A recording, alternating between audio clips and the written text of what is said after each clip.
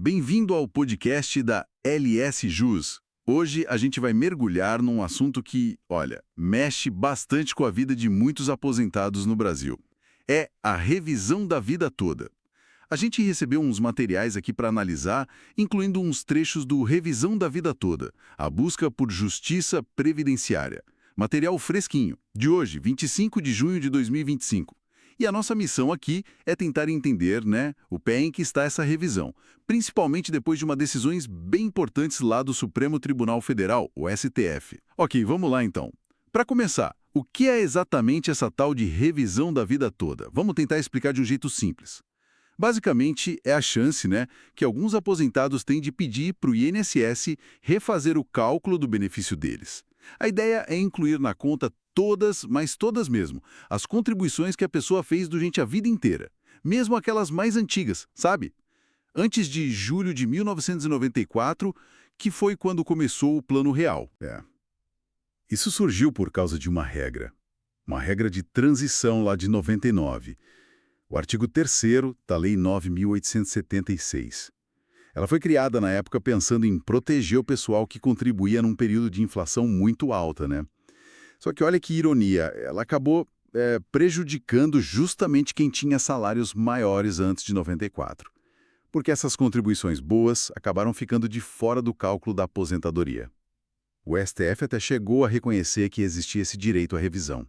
Foi no julgamento do tema 1112, mas a coisa não parou por aí, A história ficou mais complicada. Exatamente. E o ponto nevrálgico agora, o que está gerando toda essa discussão, é a chamada modulação de efeitos. O STF decidiu modular os efeitos da decisão dele e o que isso quer dizer na prática, para o dia a dia do aposentado, simplificando bastante. Significa que, por enquanto, pelo que está decidido, a decisão do STF que validou a revisão, ela só protege, assim, de forma bem clara, quem já tinha uma decisão judicial definitiva, o famoso trânsito em julgado. E essa decisão definitiva tinha que ter acontecido antes de uma data específica que o próprio tribunal estabeleceu. Peraí, só para a gente entender bem, modulação de efeitos, isso é tipo, o tribunal decide algo, mas diz, olha, isso aqui não vale para todo mundo igual, ou só vale daqui para frente, ou cria uma regra especial. É isso? Isso, perfeito. A modulação serve para isso, para ajustar como uma decisão vai ser aplicada no tempo ou para quem ela vai valer. E, nesse caso da revisão da vida toda, essa regra que criaram para aplicar a decisão acabou gerando uma divisão bem complicada, Tipo, uns têm direito, outros não. Precisamente. É aí que mora o problema, a incerteza. E, vamos ser sinceros, uma certa dose de injustiça também, Porque quem entrou com a ação lá atrás, confiando nas decisões que eram favoráveis na época, e aqui a gente lembra da decisão do STJ no tema 999 e do próprio STF antes dessa reviravolta no tema 1112, essa pessoa que confiou, entrou com o processo, mas ainda não tem essa decisão final, o trânsito em julgado, ela ficou numa situação muito delicada, um limbo jurídico mesmo. Um limbo? Porque a decisão do STF sobre como aplicar essa modulação, ela foi omissa em alguns pontos, até contraditória sobre como tratar esses casos que já estavam correndo na justiça. Falta clareza, falta segurança jurídica. Nossa. E isso deve gerar situações bem desiguais, imagino. Totalmente. E nos leva direto para uma questão de princípio mesmo, O princípio da isonomia, da igualdade. A gente chega a ter situações que parecem absurdas. Pensa comigo. 2 aposentados, histórico de contribuição idêntico, igualzinho. Entraram com a ação na mesma época, mas eles podem ter destinos completamente diferentes no final. Como assim? Destinos diferentes? Por quê? Por causa da modulação e de fatores externos. Imagina, um deles deu sorte, o processo dele caiu numa vara mais rápida, ou o juiz decidiu antes de uma data X, ou antes de uma suspensão geral dos processos que o próprio STF mandou fazer em certo momento. Ah, entendi. Não estaria garantido, a princípio. Agora, o outro aposentado, com a mesma história, o mesmo direito, só que o processo dele ficou parado. justamente por causa dessa suspensão que o STF determinou, ou porque a vara era mais lenta mesmo. Esse segundo pode acabar ficando de fora. Ele pode perder o direito à revisão só por causa desses fatores que ele não controla de jeito nenhum. A velocidade da justiça, uma decisão administrativa do tribunal. Caramba. Isso é muito frustrante, né?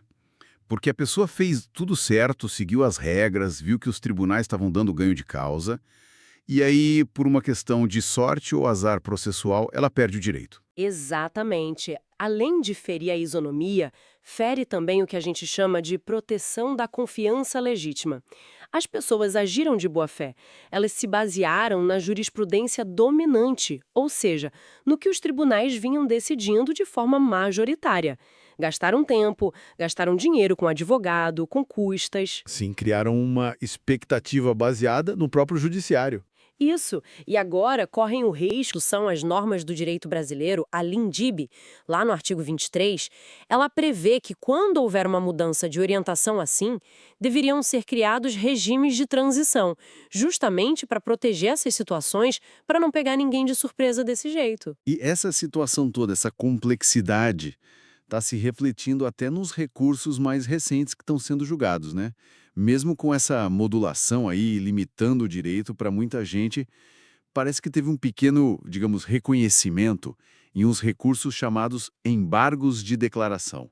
O que são esses embargos? Embargos de declaração são um tipo de recurso que serve para pedir para o próprio tribunal que deu a decisão esclarecer algum ponto que ficou obscuro, ou corrigir uma contradição, ou suprir uma omissão. É para limpar a decisão, digamos assim. Entendi.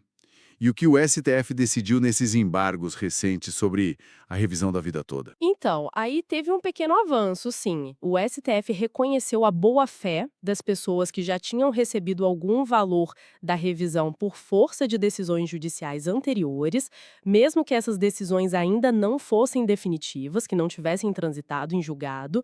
O tribunal disse, olha, quem recebeu de boa-fé, baseado numa decisão judicial, não precisa devolver o dinheiro. Isso é importante. Ah, que bom. Pelo menos isso. Sim, e também afastou a condenação em honorários de sucumbência para esses casos, ou seja, o aposentado que teve o processo revertido por causa da modulação, mas já tinha uma decisão favorável antes, não vai ter que pagar os honorários do advogado do INSS. Ok, um alívio financeiro para alguns, sem dúvida. Mas a grande questão continua, né? E quem ainda está esperando a decisão final do seu processo? Essa turma que entrou na justiça confiando, mas não teve a sorte de ter uma decisão antes da data limite ou da suspensão, como fica? E é sempre bom lembrar, né? Essa revisão não é automaticamente boa para todo mundo. Só vale a pena se as contribuições lá de antes de julho de 94 foram realmente mais altas e se o recálculo for vantajoso financeiramente. Exato. Cada caso é um caso. Precisa de uma análise individualizada, feita por um profissional, um advogado especialista em direito previdenciário. E tem outra coisa importante, o prazo para pedir a revisão. Ele é limitado, geralmente 10 anos a partir do primeiro recebimento do benefício. Tem que ficar atento a isso. Perfeito. E a esperança agora para essas pessoas que estão no limbo se concentra em novos embargos de declaração que foram apresentados ao STF, novos pedidos de esclarecimento. O argumento central nesses novos embargos mudou um pouco o foco. Já não se discute tanto se a regra de transição original, aquela lá de 99, era constitucional ou não, porque o STF, no mérito, já disse que ela era prejudicial em alguns casos e que a regra permanente, que considera todo o período, seria aplicável. Ah, então o foco agora não é mais discutir a regra em si. Não mais o mérito principal. O foco agora é processual. É sobre a aplicação da decisão do STF no tempo. O argumento é como aplicar essa decisão para quem já estava com a ação em andamento, para quem agiu baseado na confiança legítima nas decisões anteriores.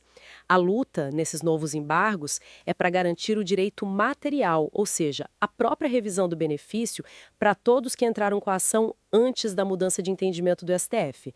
Antes dessa decisão sobre a modulação. É buscar o respeito à confiança e à isonomia que a gente estava falando.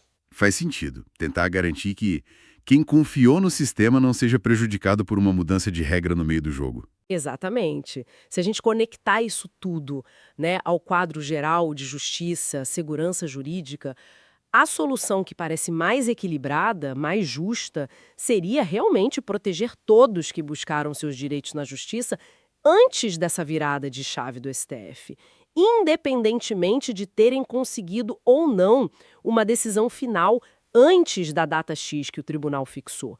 Isso sim respeitaria a isonomia, tratar igual quem está em situação igual e a segurança jurídica, a confiança nas instituições. Então, para a gente tentar resumir essa situação toda, significa que a porta da revisão da vida toda está aberta e garantida para um grupo específico, aqueles que tiveram a decisão final antes da data de corte, da modulação.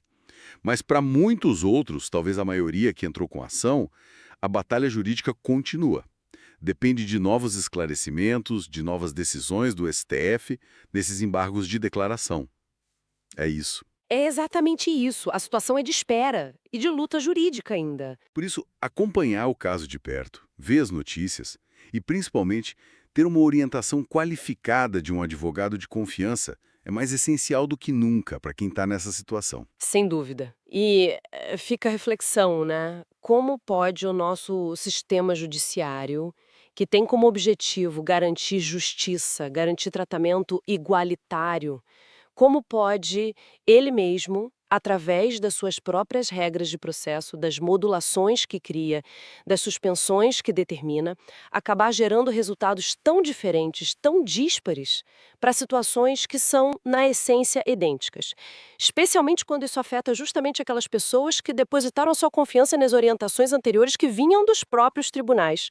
É algo para a gente pensar sobre a efetividade da justiça. Uma pergunta realmente fundamental e que mostra como o direito e a justiça são complexos e às vezes podem gerar essas situações difíceis, né? Fica então o chamado para quem nos ouve. Acompanhe de perto, se informe, procure um profissional se for o seu caso e busque seus direitos.